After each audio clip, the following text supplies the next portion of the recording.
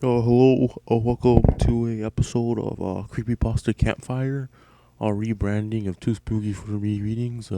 Ninja couldn't be here today, so instead I'm joined by Jury Rig Studios. Say hi, Jury Rig.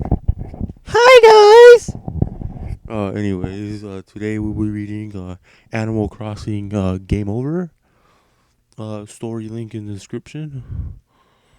Okay, guys. So, Jury Rig, you want to read it? Okay, it's an honor to be featured on RMP. Way better than what I do. Right, guys? Comment, like, and subscribe. After I'm done reading, of course. No one even knows who you are, Jury Rig. Shut up. You don't get out of here. You don't give me views. Get out of here, Jury Rig.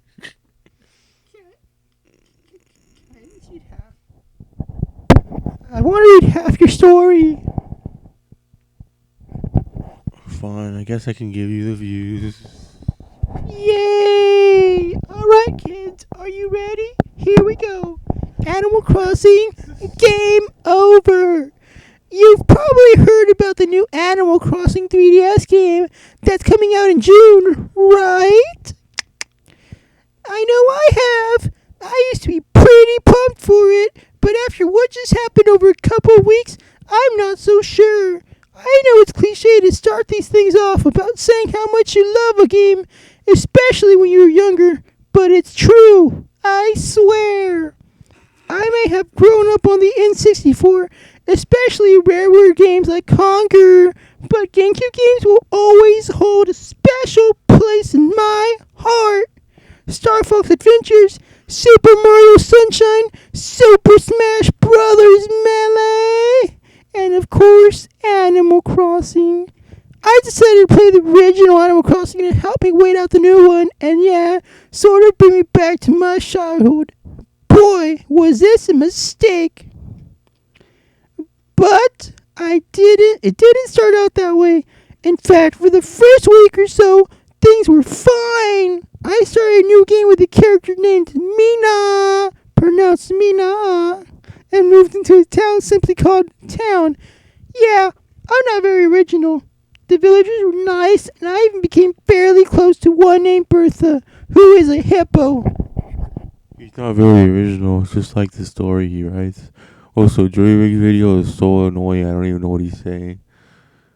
Carry on, Jury Rig. Kill the audience. Yeah, boy. So here we go again. After a rude interruption by Robot. Okay, so the first thing I always do after working for Tom Nook is pay off my mortgage. So once he did that, I decided to shake trees to earn more bells. I inevitably ran into some bees 3 days after, but luckily the post office was nearby, so I ran inside. Unfortunately, it was 8 at night, so I had to run into Phyllis. For some Animal Crossing fans, this would mean I had to deal with the cranky sister of Pelly, the usual office worker in the post office. Something strange happened though. While nothing special should have happened, suddenly a dialogue box popped up as soon as I went inside. It belonged to Phyllis, and it read, "Oh, shaking trees again. Well, you should have known better than to bother the bees." And with that, she literally booted me out of the office. Mina wasn't hurt, so I didn't think much of it. Over the next 11 days, I'm kicked off the mic, guys, because the robot is a jerk with a purple face. Jury Rig, just get out of my office, okay? Emoji Jury Rig was a mistake.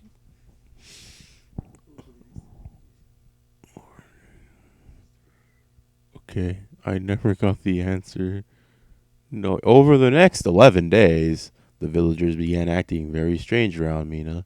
They were nice to my face at first, but I discovered that some had been saying mean things behind my back, like how I do with Jury Rig.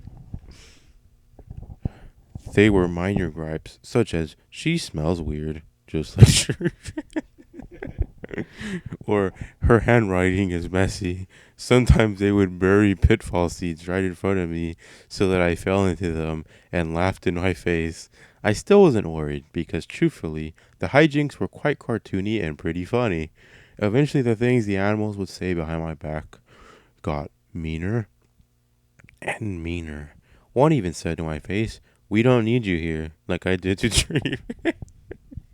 I still didn't worry though. I was starting to think I had picked up a hacked game, but then I remembered that I had owned the same copy all my life. What could be causing this? I asked myself. See, this is one thing I hate in creepypastas when like, oh, this must be a hacked game because people make these hacks all the time, guys. So this one even had like the audacity to say that, but then he's like, oh wait, no, this is my same copy, so like that doesn't make sense.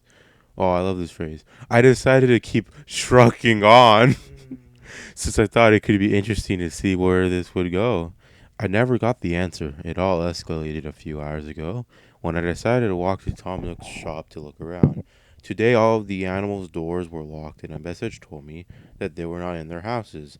The Able Sisters and museum were also closed, even though it wasn't very late. Keep in mind, though, that all of this, Tom Nook, the Able Sisters, and all other characters were completely normal. They treated me with the utmost respect the entire time. So when I went into Nook's shop, I didn't expect him to be facing the wall in front of me. Trembling with anger, he suddenly spun around and said, "Get out of my shop!" in all caps. This is when Mina ran out of the store and the door slammed shut. Great, I thought. Now, what am I going to do? I decided to quit for now and saved as usual. Everything was normal there, but when Mina entered the house, there was no villager ready to escort me out. Inside, Mina went into the house and the lights flickered out. The screen went completely black, that's racist, for about a minute before the lights turned on again, and in front of her was the whole village. All my furniture was missing, and they all held weapons of all sorts. In the middle, holding a steak knife, was Bertha. She slowly began to inch her way towards Mina, saying, "Everything was perfect before you came. Now you're stealing our food and even worse, contaminating the town with humans. You must pay." The others began chanting as Mina was stabbed so many times, blood splattering everywhere. I watched in horror as she passed out, probably from blood loss, no shit, and the animals, especially the carnivorous ones like the wolves, began to tear her limb from limb, gouging her eyes out and eating her up. I grabbed the trash can from beside my bed and vomited. Well, that's another thing. I kind of hating creepypastas. Like people like throw up all the time over like the stupidest things. Like just imagine this all happening in like Animal Crossing graphics. Like like you could look at like dead bodies and not vomit. I'm just saying. There's worse things out there. This is Animal Crossing. Looks like Jury Rig wants to say something. I'd vomit. I'd vomit hard. Jury Rig, go back into your dungeon. I grabbed the trash can from beside my bed and vomited. When I turned back, the outside of the house was raining. Thunder and lightning flashed upon Mina's mangled body, hanging from the ceiling by her entrails, because it was in Sonic.exe, so we gotta use it here too, with blood spatters spelling out the words, "Game over." When I shut off the game, the save file was not present anymore. I still refused to touch the game ever again and worry about what might come of the 3DS. Not the Animal Crossing, just 3DS, like not New Leaf, like you talked about in the beginning. So overall, I'd say on the very low standards of gaming creepypastas, gets a solid. Well, I mean, it's decently written. They actually use commas, even if the concept itself is just cliched as fuck. I'll give it a 5.5 out of 10. The concept failed. I think this person could write better things. Jury Rig wants to say something. Oh wait, Ninja just came in and broke Jury Rig's neck. Ninja will be saying something instead. Wait, I have one last thing to say. Jury Rig, you're dead. This story made me feel funny. I give it a unicorn and a rainbow. Alright, Jerry Rig, that's enough. Just go. Anyways, I guess I hope you guys enjoyed the story, even if Jerry Rig dragged it down for you. Overall, I'm glad to be back, question mark. Well, you should be, because we got something else to do now, Ninja. We will now read Mario 4. That's all. That's it. Just Mario 4. So you want me to read it, Ninja? No! I shall read this story and conquer it. And conquer it. Like conquers Bedford D. Alright, guys. Alright, guys, here we go. Mario 4. Wow, this is gonna be a short one, so here we go. Okay, so you want answers? I don't blame you. I would want answers too. You know what? I'll give them to you. I have the time, unlike you. So, let's begin the story. By the way, I recommend reading this on a phone while you run. Okay. What an odd recommendation. What is it? What do you mean? Wait, what's the recommendation? Looks like someone wasn't listening to the story. I recommend reading this on a phone while you run. Yeah, you didn't. I did. Alright. I'm poor. There's no two ways about it. My PC isn't very new by any means, and I still own a square monitor. Really though, who owns those anymore? As a result, I downloaded lots of ROM files for the NES and SNES, as they were the only things that could run without lots of lag. Just like the computer we used to record the RMP videos. So my favorites were the classic Super Mario Bros. Games, so I was quite happy when I found a ROM I hadn't played. I downloaded it. I opened the archive that was downloaded. It contained 2 files. Archive? Whatever. Archive sounds better. It's like archovies. Archovies. Nobody likes those. Anyways, it's archovies, not anchovies. Anyways, it contained 2 files, Mario4.rom and an emulator. I ran the ROM with the emulator that was included. The start screen read Super Mario Bros. 4, and the background played the game's demo, which was the demo from Super Mario World. I pressed start on my gamepad. I can't say what I saw. I simply can't. If I did, I would end up breaking every single rule on both Wikia and the Creepypasta wiki. I can tell, though, about the cutscenes, if you call them that. Each time I completed a world, a link appeared. I typed it into the Google Chrome, bandwagoning, ! What? And a black page appeared. Just as I was about to close the window, a live stream appeared. I don't know how I knew it was a live stream, but I was right. 2 people in Mario character costumes were acting out scenes. Somehow the video seemed to sync up with my progress in the game. That everyone is so total nightmare fuel. That was a very oddly written sentence. But so far, I think I like where this is going.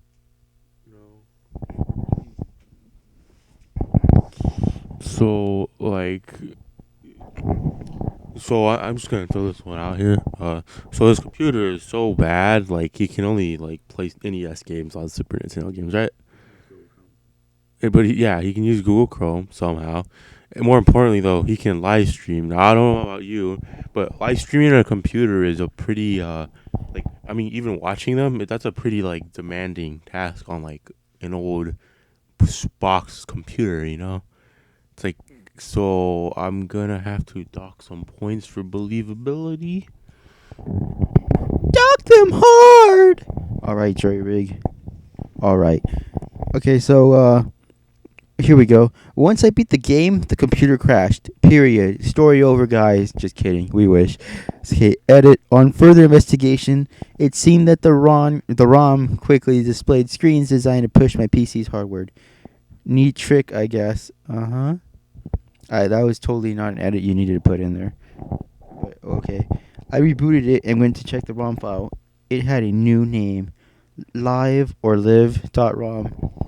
I decided this meant the live stream. So, wondering the meaning of this was, I opened the page. The video had become camcorder footage. The holder was running through a town. My town. I panicked. The holder came closer to my house. Wait, so he gets a ROM file, right? Now, yeah, okay. He gets a ROM file, and it takes him to, but it's like a web page, and then it takes him to a live. That doesn't make sense. Like, no, that's not how it works. I mean, heck, NES ROM files don't end with .rom anyway. They end with .nes if I'm not mistaken. So, more inaccuracies and just straight up lies, just like every creepypasta ever. Alright, so I grabbed my pocket knife and hid in a closet. I heard my door swing open. I heard footsteps. Were they coming upstairs? The closet door opened. I ran. As I ran, I cut the holder. I leaped through the window. I landed in the back of my truck, breaking my ankle. I got in the truck and drove away. The holder chased me. I backed over the holder. I heard snapping bones. I saw the holder's broken body run into the distance. I then returned into my house, bandaged my foot, then hobbled over to the computer. The live stream was still on, so I looked at it. The camcorder appeared to have been on inside was the road barely in frame. The video had lots of errors too. I closed the window and went to delete the ROM before anyone else played it. It had a new name once more, next.rom. It just wouldn't delete, wouldn't go into the recycle bin, so I did the sensible thing, put the ROM on a hard drive and backed over it with my truck. The website I got it from displayed a 404 error and still does.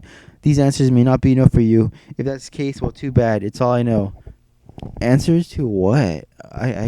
What? Huh? You, sir, had a pretty good acid trip. 10 out of 10. Don't do mushrooms ever again. Obligatory Mario mushroom joke.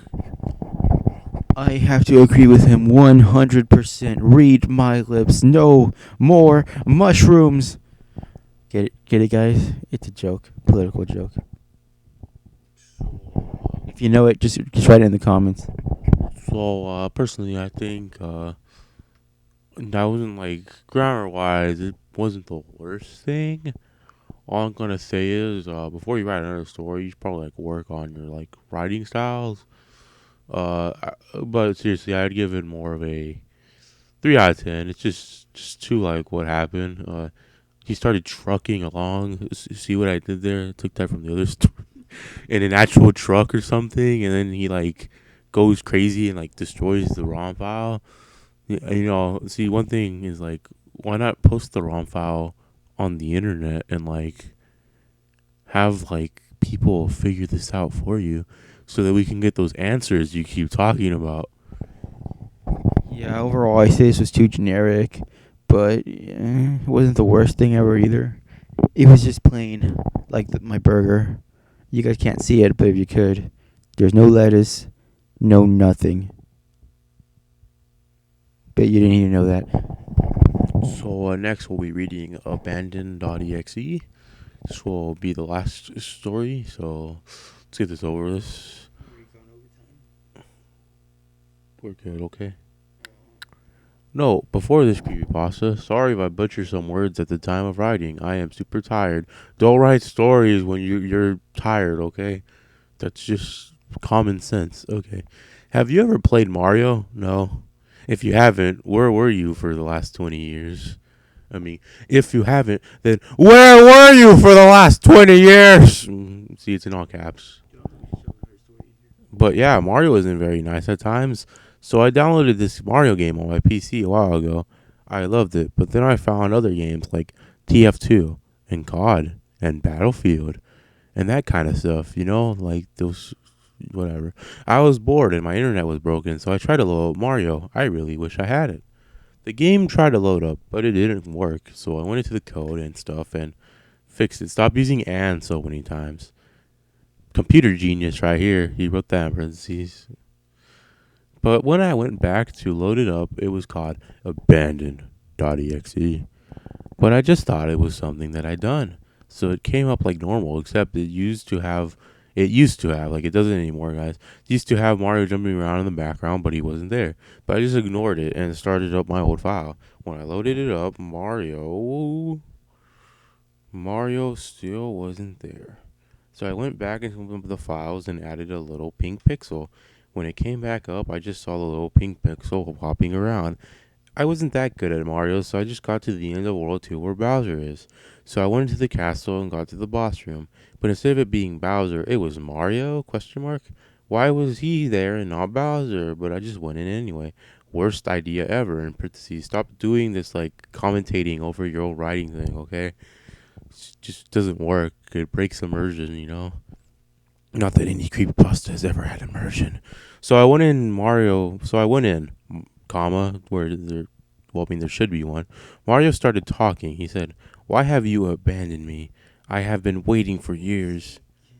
So let's have some fun." Then a bleeding Mario came up like a screamer and the power went out, but the game was still on. He said, "Beat the game and I will give you back what you need, kid." So I kept playing. I beat everything until I got to the second to last level. It was glitchy. Lol. There was about 10 to 100 Bowsers, then like 1,000 Goombas, and Koopas. So I decided not to do anything and just call my mom. Wait, but the cords were all cut, so I tried to go outside, and it was locked from the outside. So I would just wait. This was the last we heard from him. Police found him dead in the house with a note beside him. Why did you abandon me?